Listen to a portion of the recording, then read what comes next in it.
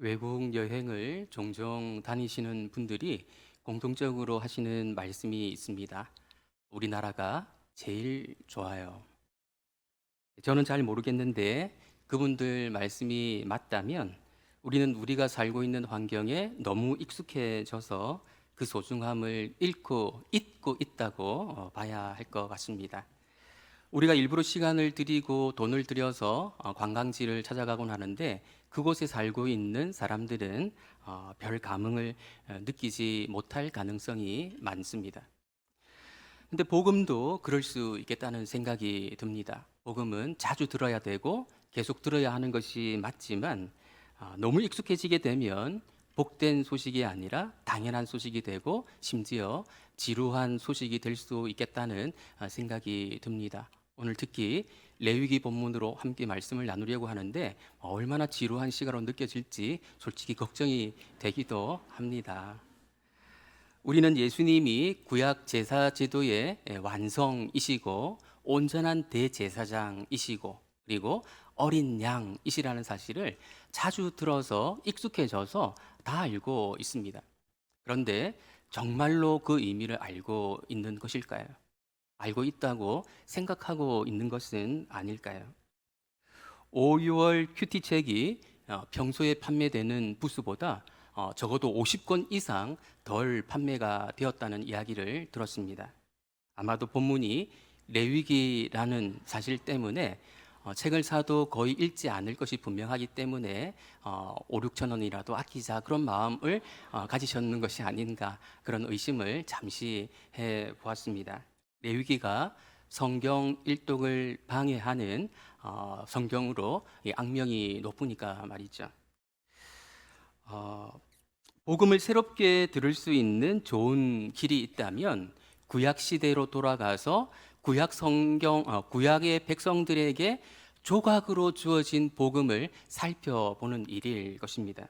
구약 본문, 특히 레위기 본문이 좀 낯설 수 있는데 그렇기 때문에 복음을 새롭게 들을 수 있는 그런 좋은 기회가 될 수 있습니다. 오늘 레위기 본문, 특별히 속죄일 본문을 어쩌면 처음 듣게 되는 그런 설교 본문일지도 모르겠는데 복음을 좀 낯설게 듣게 할 수 있는 그래서 새롭게 들을 수 있는 그런 시간이 되었으면 좋겠습니다.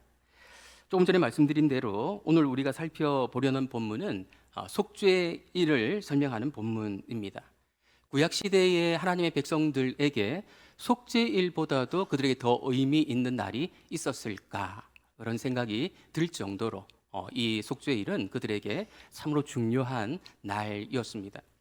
그들의 모든 부정과 죄로부터 그들을 정결하게 해주는 날이었기 때문이죠. 컴퓨터를 잘 아시는 분들은 컴퓨터가 엉기고 속도가 떨어지게 되면 포맷을 해서 초기화를 하게 되는데 그것과 같은 것이 이 속죄일이라고 말할 수 있습니다. 우리는 이미 앞에서 5가지 제사법을 묵상했었습니다.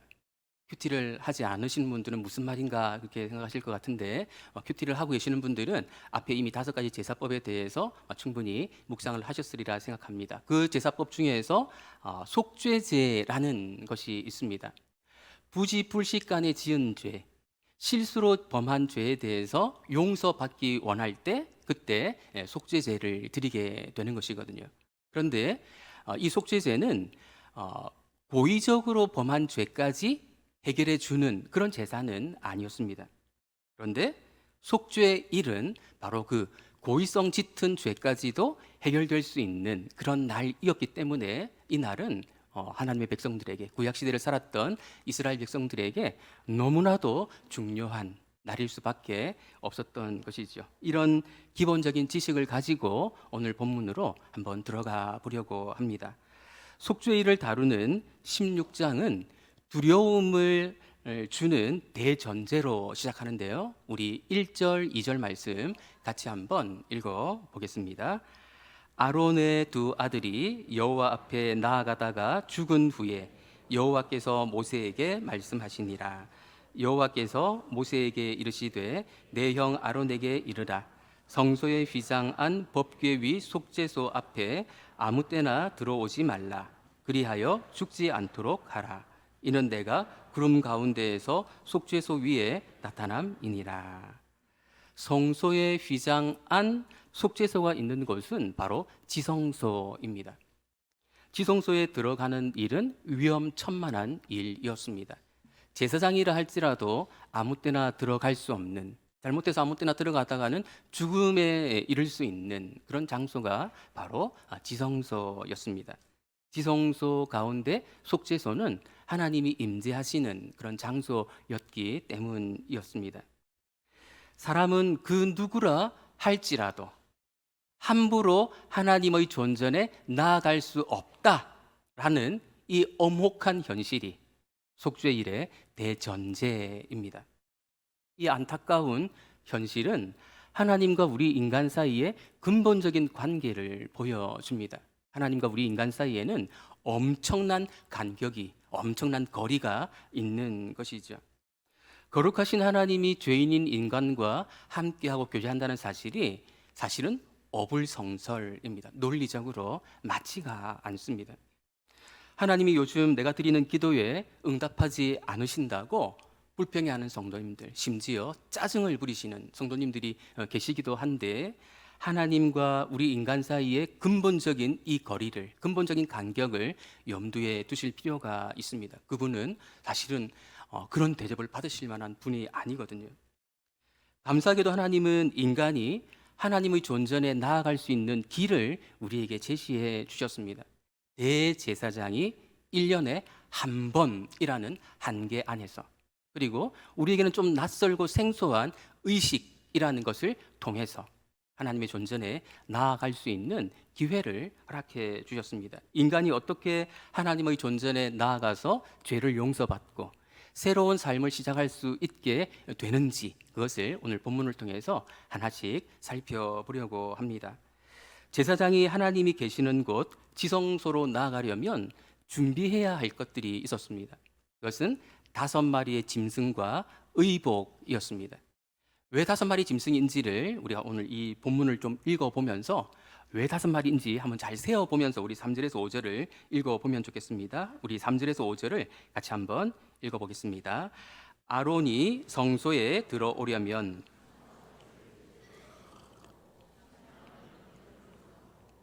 거룩한 세마포 속옷을 입으며 세마포 속바지를 몸에 입고 세마포 띠를 띠며 세마포 관을 쓸지니 이것들은 거룩한 옷이라. 물로 그의 몸을 씻고 입을 것이며 이스라엘 자손의 회중에게서 속죄제물로 삼기 위하여 순염소 2마리와 번제물로 삼기 위하여 순양 1마리를 가져갈지니라. 제사장 자신을 위한 속죄제 제물과 번제물을 위해서 수송아지 1마리와 순양 1마리를 가져가야 했고, 이스라엘 백성들의 속죄 제물과 번제물로 사용하기 위해서 염소 2마리와 순양 1마리를 챙겨야 했습니다. 그렇게 해서 총 5마리의 짐승이 필요하게 된 것이죠. 이 짐승들을 준비하게 하신 이유는 잠시 후에 드러나게 될 것입니다. 지성소로 들어가기 위해 제사장이 또 한 가지 준비해야 할 것이 있었는데, 그것은 바로 의복이었습니다. 그는 온몸을 세마포 옷으로 치장을 한 채로 지성소에 들어가야 했습니다. 띠와 관까지 세마포로 된 옷감을 둘러야 했습니다. 세마포 옷은 대제사장이 평소에 입던 화려한 옷과 비교해 본다면 그저 초라한 옷에 불과했습니다. 대제사장의 화려한 옷이 하나님과 인간 사이를 중재하는 영광스러운 직책을 반영하는 것이라면, 세마포 옷은 죄인된 모습, 낮아진 모습을 반영하는 것이었습니다. 이스라엘 백성들 가운데 누군가가 대제사장의 이런 의복을 보게 된다면 안타까운 마음이 들었을 것입니다. 성경 저자의 의도가 이것이었거든요. 그 영광스러운 대제사장이 저렇게 초라해지다니, 이런 느낌을 가진 것이 당연했을 것입니다. 그런데 훨씬 더 영광스러운 자리에 계시다가 훨씬 더 낮아진 자리로 내려오신 분이 계십니다. 그분은 원래 인간이 아니신데 인간의 몸을 입고 이 땅에 오셔서 요단강에서 세례를 받으셨습니다. 세례는 죄인들이 받는 것이거든요. 그러니까 그분은 낮아지시는데 죄인의 자리에까지 낮아지셨던 것이죠. 대제사장의 환복, 세마포 옷으로 갈아입음은 앞으로 일어나게 될 엄청난 자기 비하의 작은 조각이고 그림자였습니다. 대제사장이 지성소로 들어가기 위해서는 5마리의 짐승이 필요하다고 말씀드렸습니다. 그런데 이 짐승들 중에서 속죄제로 사용될 3마리 짐승의 용도가 이 속죄일에서 가장 중요합니다. 이 3마리의 속죄 제물들이 어떤 용도로 사용되었는가, 그것을 좀 우리가 초점을 맞추고 집중하면서 함께 말씀을 나누었으면 좋겠습니다. 우리 6절에서 10절 말씀 우리 다시 한번 같이 읽어보겠습니다. 아론은 자기를 위한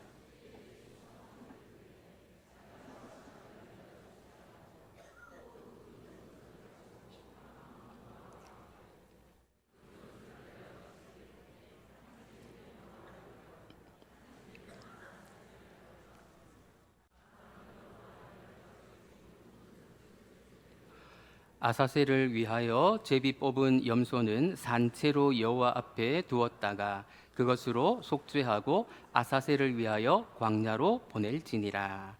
수송아지 1마리는 제사장과 제사장 집안의 속죄를 위해서 사용될 것입니다. 염소 2마리는 제비 뽑기를 하는데 1마리는 죽여서 속죄 제물로 드리고 다른 1마리는 광야로 내보내게 될 것입니다. 이 염소를 아사셀 염소라고 부릅니다. 그런데 유감스럽게도 이 아사셀이라고 하는 용어가 어떤 의미인가에 대해서 정확히 아는 사람이 없습니다. 학자들이 여러 가지로 연구하고 찾아보고 있지만 이런 가능성을 제시할 뿐이지 정확하게 이것이다라고 말하기는 어려운 것이 현실입니다. 가능성 있는 한 가지 견해는 아사셀을 광야에 거주하는 귀신으로 보는 것입니다. 카톨릭 성경 가운데 위경이라고 하는 것이 있는데 거기에 에녹서를 보게 되면 이 아사셀을 귀신의 이름으로 소개하는 내용이 나오거든요. 근데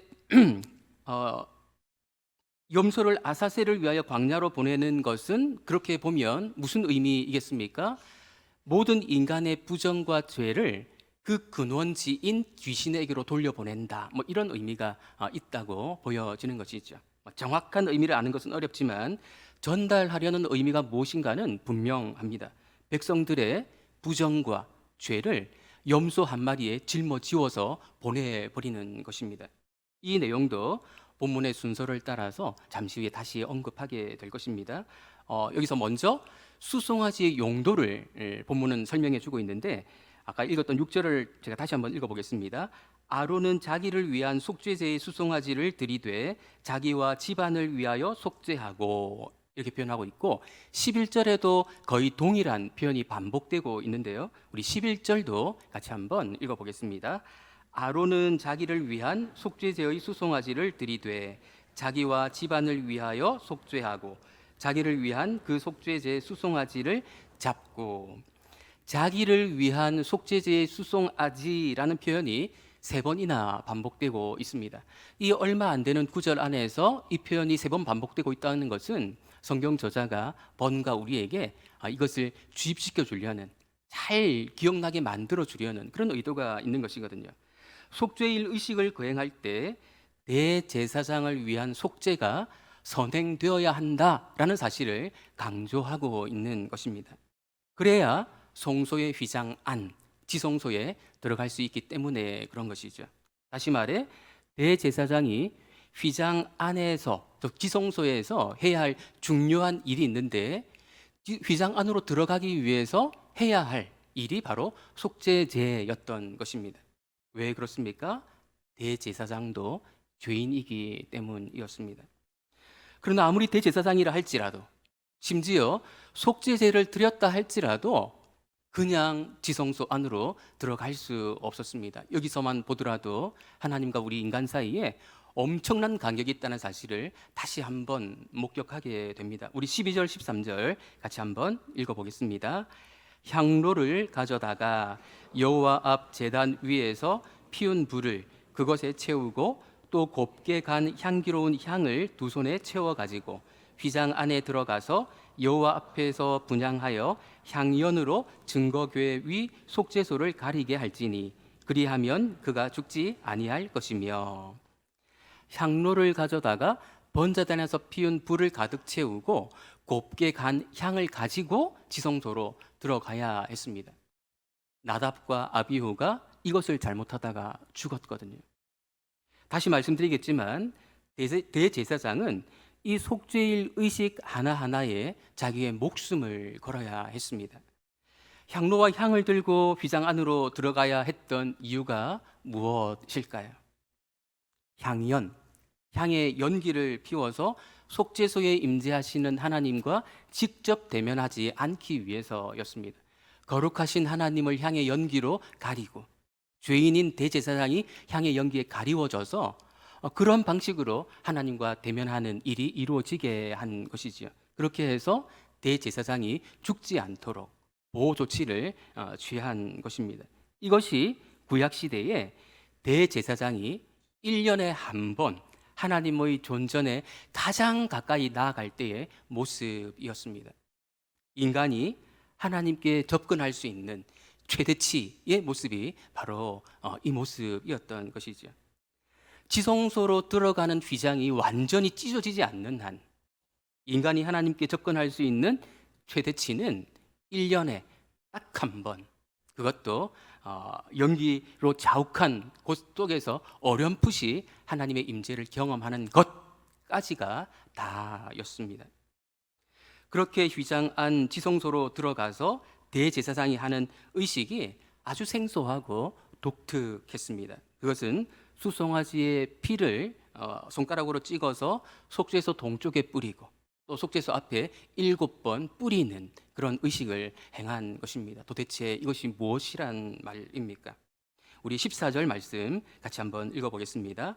그는 또 수송아지의 피를 가져다가 손가락으로 속죄소 동쪽에 뿌리고 또 손가락으로 그 피를 속죄소 앞에 7번 뿌릴 것이며. 15절을 보면 이스라엘 백성들을 위한 속죄제 염소를 또 속죄제로 드리는 내용이 나오는데 그 염소의 피도 동일하게 속죄소 앞에 7번 뿌리라고 명하시는 내용이 나옵니다. 그리고 16절을 보면 수송아지의 피와 염소의 피를 회막에도 뿌립니다. 회막 여기저기에 피를 뿌렸던 것 같습니다. 그리고 18절을 보면 그 피를 뜰에 있는 번제단 귀퉁이에 있는 뿔들에도 바르라고 하나님께서 명령하고 계십니다.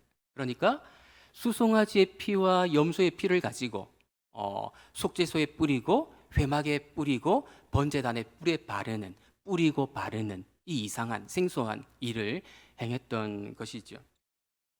그렇게 하는 이유가 무엇이었을까요? 하나님은 왜 그렇게 하라고 말씀하신 것일까요? 그 의미가 우리 16절에 좀 나와 있는데요. 우리 16절 말씀 같이 한번 읽어보겠습니다. 곧 이스라엘 자손의 부정과 그들이 범한 모든 죄로 말미암아 지성소를 위하여 속죄하고 또 그들이 부정한 중에 있는 회막을 위하여 그같이 할 것이요. 그같이 하라는 말은 속죄할 것이요라는 말이겠지요. 20절은 지금까지의 내용을 간략히 요약해 주는데 제가 한번 읽어보겠습니다. 그 지성소와 회막과 제단을 위하여 속죄하기를 마친 후에 살아있는 염소를 드리되. 수송아지의 피와 염소의 피로 행하는 일은 이렇게 정리가 됩니다. 지성소와 회막과 제단을 속죄하는 것으로 말이죠.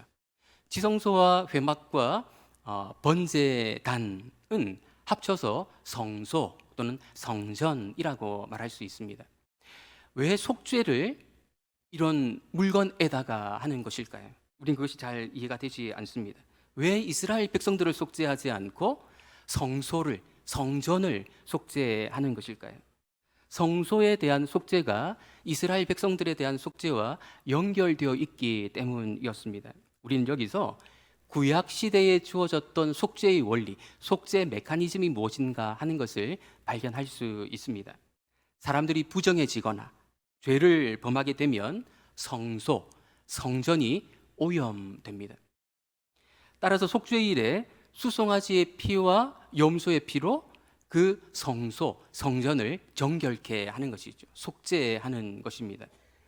그런데 성소가 속죄되어 정결하게 되면 이스라엘 백성들이 속죄되고 정결케 되는 그런 효력이 미치게 됩니다. 이것이 구약 시대의 속죄의 원리였습니다. 속죄 메커니즘이었습니다. 그러니까 사람이 부정해지면, 하나님과 언약을 맺은 언약 백성들이 부정해지고 죄를 범하게 되면 그것과 연결되어 있는 성전이 오염이 되는데, 반대로 그 성전을 정화하고 속죄하게 되면 그것과 연결되어 있는 하나님의 백성들이 정결케 되는, 속죄되는 그런 일이 일어나게 된다는 것입니다. 그런데 이것이 단순히 구약 시대에만 해당되는 속죄의 원리는 아닙니다. 하나님은 이런 원리로 우리의 신약 시대의 성도들도 속죄가 이루어진다는 사실을 미리 사실은 알려주신 것입니다. 이것이 우리 모두가 예수 그리스도 한 분에 의해서 속죄를 받는, 용서받는 그 원리와 같은 것이거든요. 이스라엘 백성들의 부정과 죄가 성소에 응집되고 집결되듯이 모든 인류의 부정과 죄가 참 성전이신 한 분에게 집결되는 방식으로 속죄가 이루어지게 된 것입니다. 그래서 그분이 모든 인류의 부정과 죄를 떠안으신 채 죽으심으로 우리에게 그 속죄의 효력이 미치게 된 것이죠. 그런 방식으로 우리에게 속죄가 이루어집니다. 수송아지의 피와 염소의 피를 성소에 뿌리고 바르는 일은 예수님이 어떤 방식으로 우리를 구속하시는가 하는 것을 미리 그림으로 보여준 것입니다. 제가 좀 더 자세히 설명드리는 것은 또 언젠가 기회가 있을 것이라 생각되고요. 지금은 이렇게 좀 간략하게 설명을 드리려고 합니다. 우리는 이런 방식으로, 이런 원리로 하나님의 용서를 받습니다. 근데 이것으로 속죄일 의식이 모두 끝나는 것은 아닙니다. 아직 염소 한 마리가 남아 있습니다. 아사셀 염소 있죠. 아사셀 염소를 보내는 의식을 마쳐야 속죄일 의식이 완료됩니다. 우리 20절에서 22절 말씀, 지금 조금 졸릴 수 있을 것 같은데 우리 딱 집중해서 한번 읽어보겠습니다. 20절에서 22절. 그 지성소와 회막과 제단을 위하여 아론은 그의 두 손으로 살아있는 염소의 머리에 안수하여 이스라엘 자손의 모든 불의와 그 범한 모든 죄를 아뢰고 그 죄를 염소의 머리에 두어 미리 정한 사람에게 맡겨 광야로 보낼지니 염소가 그들의 모든 불의를 지고 접근하기 어려운 땅에 이르거든 그는 그 염소를 광야에 놓을지니라. 레위기 앞부분에 나오는 5가지 제사를 보면 희생 제물을 드리기 전에 예배자가 희생 제물 머리에 안수하는 모습이 나옵니다. 보통 한 손으로 안수하라고 되어 있거든요. 그런데 속죄일에 아사셀 염소 머리 위에 안수할 때에는 두 손으로 안수하도록 되어 있습니다. 어떤 차이가 있는가에 대해서 학자들이 많은 연구를 했는데 정확하게 이거다라고 말하기는 좀 곤란한데 한 손 안수보다는 두 손 안수가 더 강화된 안수가 아닐까 그렇게 짐작이 됩니다. 두 손이니까요. 어떤 학자는 고의적인 죄까지 염소에게 전가시키기 위해서 두 손으로 암수한 것이다 이렇게 설명하기도 합니다. 그럴듯하기도 한데 잘은 알 수 없습니다. 분명한 것은 죄 없는 염소가 이스라엘 백성들의 모든 불의와 죄를 짊어지고 떠나야 했다는 것입니다. 미리 정한 사람에게 맡겨 접근하기 어려운 땅으로 가는 이유는 혹 아사셀 염소가 자기 집으로 찾아서 돌아올까 하기 때문이었습니다. 절대로 돌아오지 못하도록 멀리 떠나보내는 그것을 보고 그 염소를 맡은 사람이 귀가했던 것이죠. 아마도 그 염소는 광야 어딘가에서 죽임을 당했을 것입니다. 이 독특한 의식이 의미하는 바가 무엇일까요?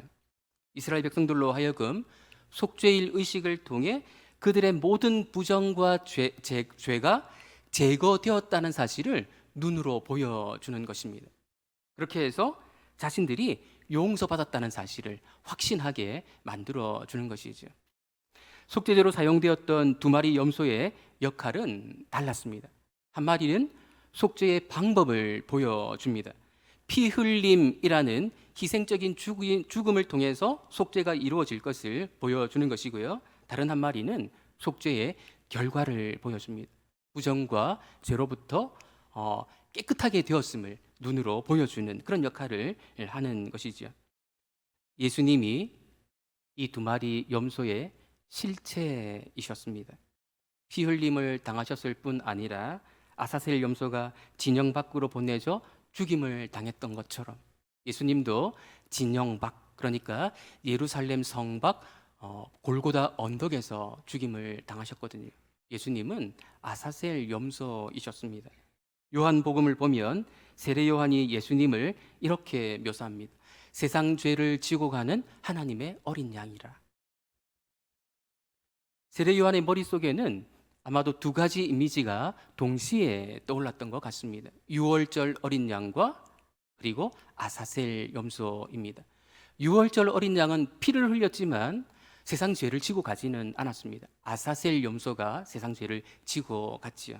아무튼 예수님이 유월절 어린 양과 아사셀 염소의 실체라는 것은 분명합니다.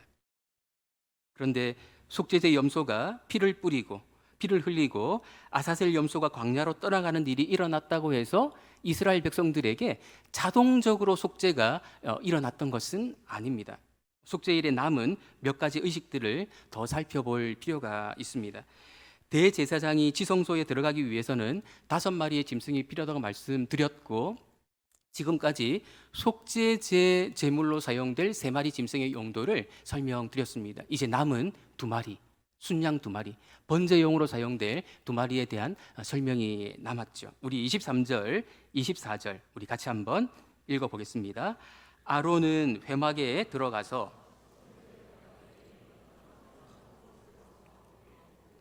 거룩한 곳에서 물로 그의 몸을 씻고 자기 옷을 입고 나와서 자기의 번제와 백성의 번제를 드려 자기와 백성을 위하여 속죄하고, 대제사장은 자기가 원래 입던 옷, 화려한 옷으로 갈아입습니다. 세마포 옷을 벗고 화려한 옷을 갈아입습니다. 이제 속죄 의식이 완료되었음을 의미하는 것이죠.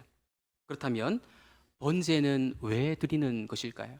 제사법 가운데에서 가장 먼저 소개되는 것이 번제 아닙니까? 속죄제가 부정으로부터 깨끗함을 입기 위해서, 죄로부터 깨끗해지기 위해서 드리는 제사라면 번제는 하나님께 자신을 헌신하는 의미에서 드리는 것이거든요. 번제를 드리는 이유는 이제 새롭게 은신하겠다는 그런 표현이었습니다. 거룩한 백성으로 살아갈 것을 새롭게 다짐하는 것이죠. 사실 속죄일이 있는 이유는 단지 부정과 죄로부터 깨끗함을 받는 데 있는 것만이 아니었습니다. 거룩한 백성으로 살아갈 수 있도록 독려하는 데 있었습니다. 십자가가 있는 이유가 무엇입니까? 부활의 삶을 살아갈 수 있도록 하는 것이거든요. 십자가 그 자체가 중요하다기보다는 우리에게 부활의 삶을 살 수 있는 기회를 주는 의미로 십자가가 우리에게 중요합니다.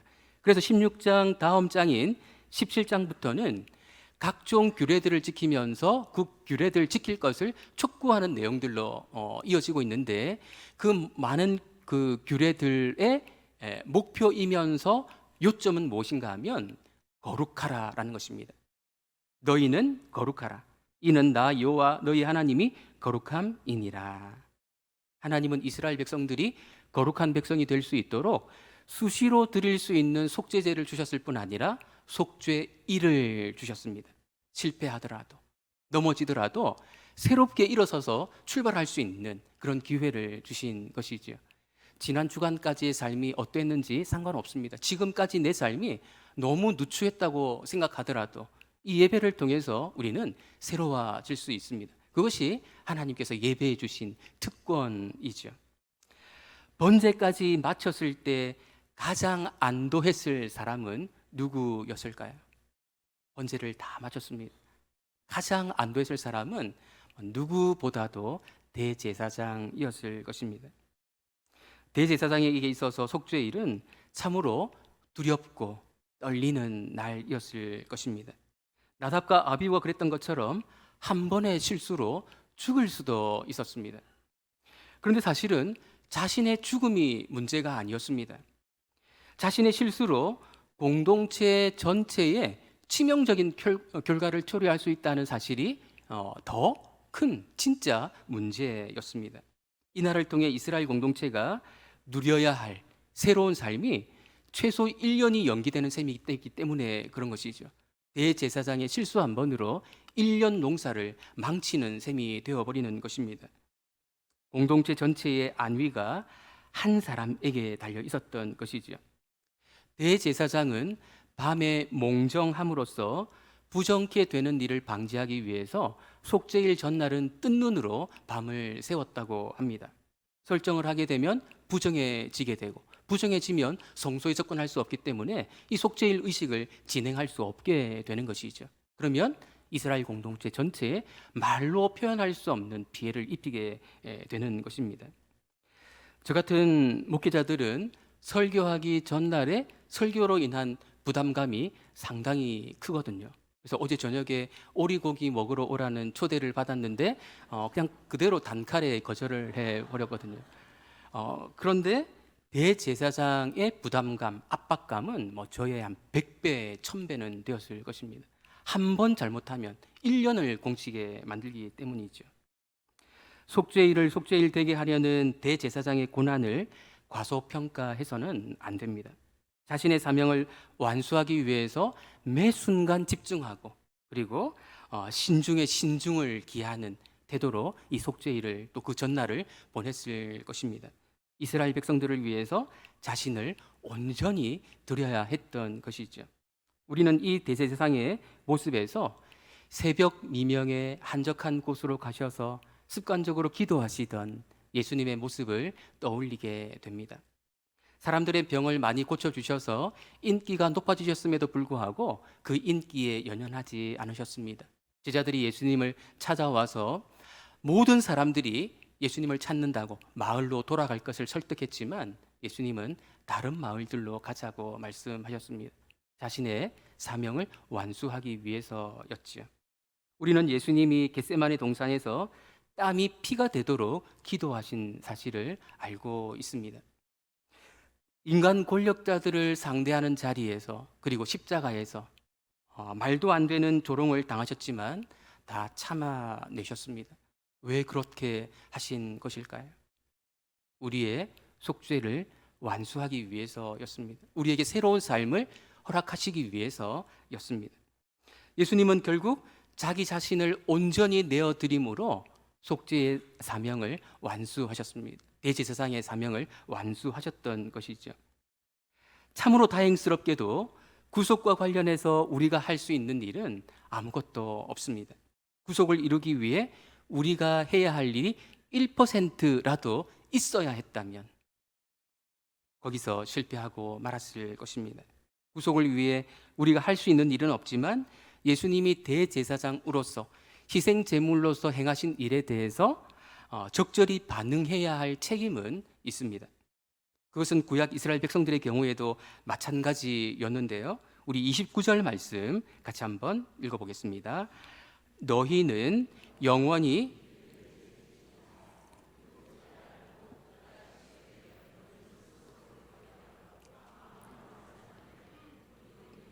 너희 중에 거류하는 거류민이든지 그리하라. 그들은 스스로 괴롭게 할 것을 요구받았습니다. 이 요구는 대체로 금식으로 지켜졌던 것 같습니다. 대제사장이 행한 일에 대해 수송아지와 염소, 양들이 행한 일에 대해 자기 자신을 괴롭게 함으로써 고난에 동참함으로써 그 일에 참여했던 것이죠. 대제사장이 목숨 걸고 그 의식을 행할 때 그리고 실제로 희생 제물들이 목숨을 잃었을 때 이스라엘 백성들도 고난에 동참함으로 금식함으로 그 행사에 참여했던 것입니다. 신약의 언어로 말하자면 자기 부인이었습니다. 자기 십자가를 지고 따랐던 것이었죠. 구속을 위해서 그들이 할 수 있는 일은 없었지만 적절히 반응해야 할 책임은 있었습니다. 바울은 로마서 8장에서 이렇게 선포했습니다. 하나님의 사랑에서 끊을 수 있는 것은 아무것도 없다. 사망이나 칼이나 어떤 것도 하나님의 사랑에서 우리를 끊을 수 있는 것은 없습니다. 그런데 예외가 있다는 것을 아십니까? 하나님의 사랑을 받아들이지 않는 사람, 하나님의 그 사랑에 적절하게 반응하지 않는 사람은 그 사랑이 아무 소용이 없게 되는 것이죠. 그것에 적절하게 반응하는 모습이 필요하다는 것입니다. 오늘 말씀을 정리하려고 합니다. 속죄일에 대한 이 낯설고 불편한 이야기는 사실 복음 이야기입니다. 오늘 본문을 통해서 우리와 하나님 사이의 간격이 얼마나 큰가 하는 것을 다시 한번 확인하게 됩니다.